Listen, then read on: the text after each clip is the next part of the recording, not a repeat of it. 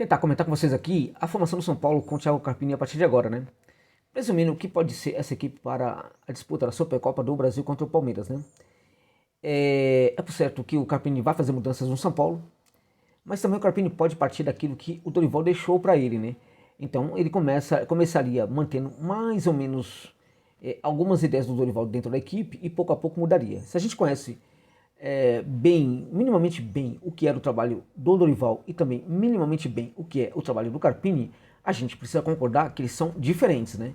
E que, por certo, que o Carpini não vai ter um São Paulo parecido com o São Paulo do Dorival necessariamente, vai ter muitas diferenças aí. Então, na verdade, é uma equipe que tem uma tendência a marcar muito mais, a fechar muito mais os espaços defensivos, é uma equipe que tem ali um combate muito forte ali em torno do portador da bola da equipe adversária. A tentativa de recuperar essa bola é sempre muito frequente.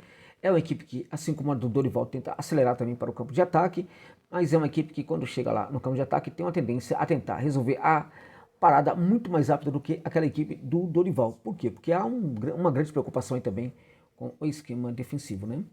É isso. Ele pode fazer e deverá fazer muitas mudanças nesse São Paulo, portanto, né? Mas eu acho que ele não deverá fazer essas mudanças de imediato. Poderá fazer, mas há a hipótese, né? Há a hipótese de que ele não faça, não. Essas mudanças de cara, não, né? Então, gente, o esquema preferido do técnico Thiago Carpini é o 4-3-3, né? Ele é um técnico que gosta de sim, de buscar desenhos, né? Táticos, mas ele terminou a temporada com 4-3-3 e a gente analisando o que é a carreira do Carpini, a gente percebe que o 4-3-3 é o esquema preferido dele.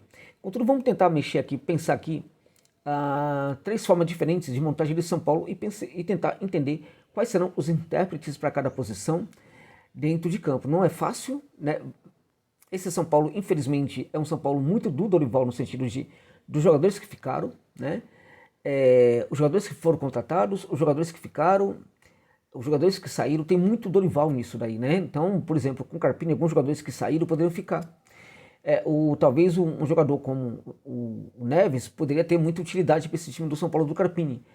O Emerson Mendes também, e assim por diante, né? Mas vamos lá, tentar aqui ver como é que seria essa formação do São Paulo do Thiago Carpini a partir de agora, né? Ele que já chegou e se apresentou para a torcida falando: eu sou professor Carpini, ou seja, ele já se declarou professor, né? Ninguém precisou chamá-lo de professor, ele mesmo se intitulou professor Carpini. É isso, vamos lá, né? Olha, pensando aqui uma formação do São Paulo com 4-2-3-1, né? A gente teria ali na lateral direita. A questão é, o Vinícius vai ser o titular dessa equipe aí, né? Ele precisa estar bem e muito bem fortalecido fisicamente, porque ele é o lateral necessário para o tipo de jogo do Thiago Carpini, né? No entanto, vamos presumir que neste começo o Rafinha seguirá como titular, o aposentado Rafinha seguirá como titular na lateral direita, né? Então a gente vai ter ali na primeira posição de zagueiro o Arboleda, né? O Diego ali correndo por fora, ainda está em processo de recuperação total. Depois o Ferrarese, eu acho até que ele pode optar pelo outro jogador, no caso argentino, o Alan Franco. Mas aí no caso o Ferrarese, que é um zagueiro extremamente habilidoso, muito interessante, que pode, na minha opinião, assim, surpreender a muitos desavisados, né? Chegou, teve lesão e não conseguiu mostrar tudo que sabe no tricolor até agora o Ferrarese, mas eu acho que ele ainda pode montar. Vamos presumir que o São Paulo não consiga contratar mesmo o lateral esquerdo e que consiga manter o Wellington ali no elenco. Então a primeira linha seria formada, portanto, com o Rafinha, neste momento, o Arboleda, o Ferrarese e o Wellington. Claramente que o Rafael é o goleiro, o dono do arco aí do São Paulo, né? Gente, aí é o seguinte, aí começa todo o problema, né? Porque ele tem jogadores ali para a volância, ele já tem opções para a volância, né? E aí o São Paulo tem dois jogadores com as mesmas características. Presumindo que o Pablo Maia não vá sair tão cedo, ele é dono da posição. O Luiz Gustavo, neste caso, vai inicialmente para o banco de reservas, né? Quem é que joga ao lado do Pablo Maia? Se ele for manter muito do que o Dorival mantinha na equipe, é o Alisson. Vai ser o Alisson que vai jogar nessa equipe aí. Mas se ele realmente achar que precisa já, sabe, gerar algumas mudanças nesse caso, ele vai com o Bobadilla, que para mim é o jogador que tem que chegar e ser titular desse São Paulo já de cara, até para dar muita confiança para esse ótimo jogador paraguaio, né? Então, a volância seria composta, portanto, pelo Pablo Maia neste momento e também pelo Damián Bobadilla, né? Alisson ali se correria por fora, assim como o Luiz Gustavo correria por fora ali para a vaga do Pablo Maia. Saindo o Pablo Maia, sendo negociado, o Luiz Gustavo, evidentemente, passa a ser o titular ali no lugar do Pablo Maia, tá bom, gente? Bom, no ataque, a coisa também é bastante complexa, né? Porque ele tem ali quatro posições, né? Uma é do centroavante, é do Caleri, é indiscutível que ninguém vai pegar essa vaga do Caleri. Aí você tem três posições ali no meio de campo, né? No setor direito, poderia, presumindo que ele vai realmente dar muita atenção ao time do Dorival, então ele começaria com o Rato ali naquela posição, né? O Eric correria por fora. Se ele, por acaso, né, entender, né, que já é necessário implementar algumas mudanças nesse time do São Paulo, ele de jeito nenhum ele vai com o Rato nesse caso aí. Por quê? Porque você teria já um Rafinha como lateral direito, né? E aí você teria também o Rato como lateral, como ponteiro pela direita. O Rato, praticamente a gente não teria o São Paulo com profundidade, não teríamos o São Paulo com velocidade naquele setor. Como o lateral do São Paulo é um lateral que não entrega velocidade, não entrega profundidade, que não ataca o fundo do campo, então é muito provável que neste caso ele use o Eric, que é um jogador que posicionado nesse setor aí também é um cara que ataca muito pouco fundo, mas que tem condição sim de fazer esse tipo de coisa, porque tem velocidade e tem categoria, tem capacidade para atacar o fundo do campo, né? Bem, o Eric é um ponteiro, como a gente sabe, esquerdo, que atua pela direita. Ele pode também atuar no outro setor. Uma vez atuando no setor direito, ele vai ser preferencialmente aquele tipo de ponteiro que vai tentar trabalhar por dentro, fazendo um facão e se apresentando ali à frente da área, em situação para receber o passe, fazer uma assistência, uma pré-assistência ou tentar arrematar para guardar a bola no arco e sair para o abraço, né? Você percebe que no caso aí a gente tem um problema aí, né? Porque, veja, é muito importante que o Igor Vinícius se recupere. O Igor Vinícius se recuperando, ele dá uma opção e uma tranquilidade para o técnico utilizar não somente o Wellington Rato naquele setor, como também o Eric. Porque, em teoria, embora o Eric possa atacar muito mais no fundo, ele também não é um jogador que entrega muito esse tipo de profundidade quando ele está no setor direito. Ele o faz e o faz muito bem quando ele está no setor esquerdo, né? Ou seja, Igor Vinícius precisa sim se recuperar o mais breve possível para tomar a titularidade. A presença do Rafinha ali coloca um problema, mesmo quando o Eric atenua este problema. Entenderam, gente? Qual é a parada? E aí, gente, veja, no setor ali do meio de campo, a gente colocaria o Lucas, nesse caso, né? Jogaria ali centralizado. E no setor esquerdo fecharia com o Ferreira, né? Ferreira ou o Luciano, que poderia jogar também naquele setor. Ou um ou outro, né? Ou Ferreira ou Luciano, e à frente seria o Cagliari. Você percebe como tem necessidade de adaptação nesse caso aí, né? Ferreirinha é um jogador que também não entrega tanta profundidade quando é colocado naquele setor. Entrega mais também aquela organização de jogo, aquele corte para dentro, né? Você colocando ali, por exemplo, só que nesse setor esquerdo você tem, em teoria, um lateral que ataca o fundo, que é o Wellington. É um jogador que você pode questionar, mas que tem essa característica no jogo dele, de atacar o fundo do campo, entregando para a equipe profundidade. Então, parcialmente, este problema está corrigido no setor esquerdo, independente de quem possa jogar ali com o Wellington, né? Ao contrário do setor direito, em que a equipe precisa mesmo da recuperação total do Igor Vinícius, porque o Rafinha é um cara que gera poucas opções ali para o técnico Thiago Carpini. Esse, gente, seria o São Paulo com 4-2-3-1, né? Eu não sei o que vocês acharam, eu vou deixar os desenhos aí para vocês. Eu não sei o que vocês acharam dessa formação, deixa aí no comentário o que você pensa sobre isso. Considerando uma formação com 4-4-2, né, tentando entender aí uma formação de 4-4-2 com o losango ali no meio de campo, né? Então a gente teria o Rafael claramente ali no arco, o Rafinha abrindo ali o setor direito, a primeira linha defensiva, a Arboleda e o Ferrarese, né? Ele pode também, de repente, jogar ali, colocar o Alan Franco, tá, gente? E no setor esquerdo, o Wellington, evidentemente. Ali começa no meio de campo a bagunça total ali, né? Que, na verdade, ele vai ter que arrumar aí, né? O Pablo Maia e o Bobadilla, né? Jogariam.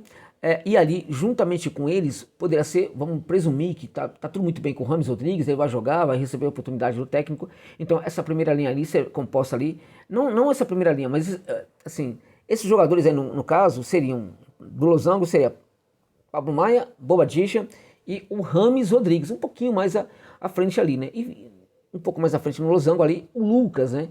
Então teríamos no meio de campo Maia, Bobadilla, Rames e Lucas, né?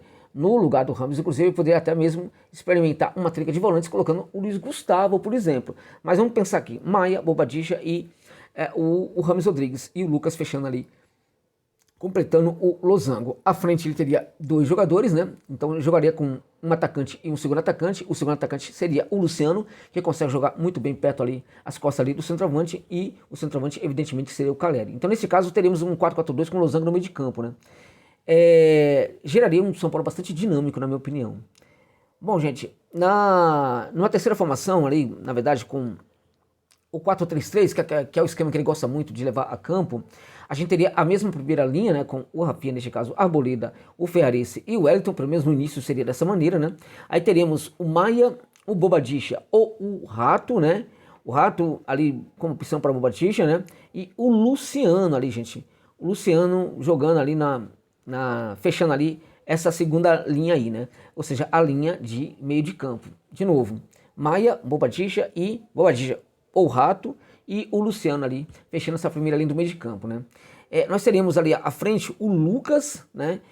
Atuando ali no setor direito, o Calheiros centralizado e o Ferreirinha como o jogador ali do lado do campo esquerdo, né? Então teríamos ali, portanto, esse 4-3-3, né? Que na minha opinião, eu acho que os atores para o intérprete desse tipo de ideias do esquema de 4-3-3 talvez não seja tão adequado assim, e é muito provável que ele fuja desse esquema que neste momento é o preferencial da carreira do Carpini, né? Mas você percebe, tem dificuldades ali. Porque veja, ele pode utilizar o Lucas ou o Eric no setor direito, né?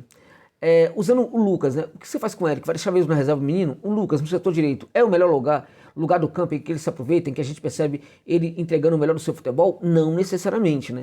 Agora, enfim, a questão muito tranquila para o técnico é que ele tem o Calheiro como centroavante, né? Essa é a Dulcinea, evidentemente, que ela sempre vai participar aqui do vídeo, né? Então, o fato é que o técnico do São Paulo tem aí uma obrigação de fazer adaptações nesse momento.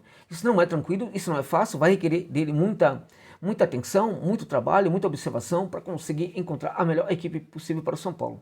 Uma coisa importante também que podemos pontuar é que ele pode mudar a equipe, né, de um tempo para outro do jogo, em termos de esquema, ele pode mudar também a equipe, o esquema da equipe dentro do próprio jogo, com os mesmos jogadores atuando, colocando jogadores ali, porque ele vai ter jogadores ali que podem atuar em mais de uma posição, né? O Lucas, por exemplo, ele pode jogar centralizado, ele pode cair um pouco mais para a esquerda, pode cair para a direita. O Lucas pode cair também como falso 9 também, ou seja, um segundo atacante ali sem problema nenhum, né? Ele pode ter o Bobadilla atuando em vários setores do campo. Temos também o Galopo, que eu não falei, e que pode entrar em qualquer uma dessas formações aí, ou seja, é um problema bom que o técnico Carpini vai ter agora. Quando o técnico, contudo, tem muito problema bom desse tipo, muitas vezes ele não consegue lidar com esse problema bom, né? Então é mais uma situação aí que o Carpini vai ter que resolver o tal do problema bom. Porque até agora eu não falei do Galopo. O Galopo é um jogador que pode atuar em várias posições, gente. Do meio de campo e do ataque. Até de falso 9 ele pode jogar também. Então é mais uma situação aí que o técnico Carpini vai ter que resolver. Eu acho sinceramente que neste momento ele vai tentar, sim, partir de uma equipe do Dorival. Se ele perceber que ele está conseguindo ajustes muito rapidamente, ele vai tentar fazer testagem caminhando para uma formação bem a Thiago Carpini, né? Para levar essa formação nova, né, bem baseada nas suas ideias, né, para o confronto contra o Palmeiras pela Supercopa. Se ele perceber que a evolução está muito reduzida, ele vai levar para os confrontos contra o Palmeiras um time ainda muito com cara de Dorival Júnior. Esperemos que dê tudo muito certo. Vamos torcer para que o professor Carpini aí, professor Carpini, porque ele se chamou de professor, né? Vou esperar que dê tudo muito certo, que ele consiga fazer um estudo perfeito do que são os atletas para saber tirar o melhor de cada um deles e formar um esquema tático bastante competitivo para o São Paulo, né?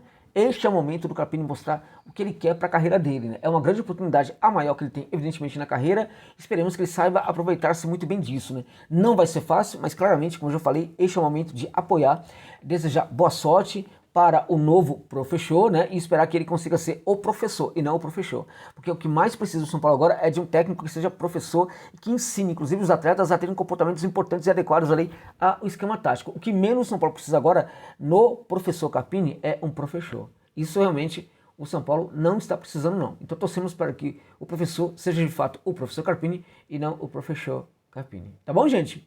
Beleza? É isso. Muito obrigado.